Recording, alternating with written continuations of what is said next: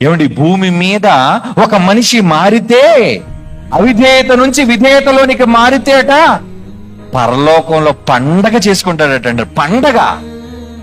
కోటాను కోట్ల దేవదూతలుంటే దూతలన్నిటికీ కబురు పెట్టి, దూతలారా దూతలారా రండి రండి రండి, మహానుప్రభు ఏంటయ్యా యజమాని గారు ఏంటి, ఎందుకు పిలిచారు మమ్మల్ని? ఈరోజు పండగ. నాకు ఏం పండగ అండి ఈరోజు? ఏం పండగ మనకి అంటే, దేవుడు మనస్సులో సంతోషించేది ఎక్కడ తెలుసా? మారు మనస్సు పొందు.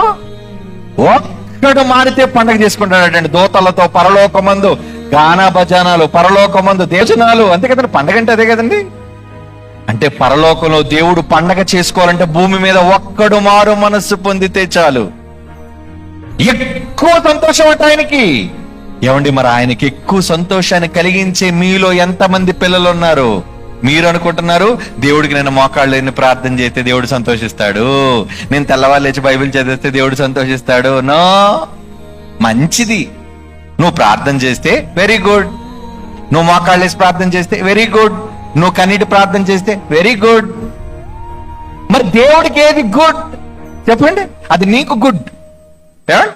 నువ్వు పండగ చేసుకుంటే నీకు గుడ్, చర్చికి వెళ్తే నీకు గుడ్, వాక్యం వింటే నీకు గుడ్. కానీ దేవుడికి ఏది గుడ్? ఒక పాపి మారితే గుడ్. ఎక్కువ సంతోషం అంటే ఆయనకి. వెరీ వెరీ వెరీ హ్యాపీ నాన్న, నేను చాలా సంతోషం.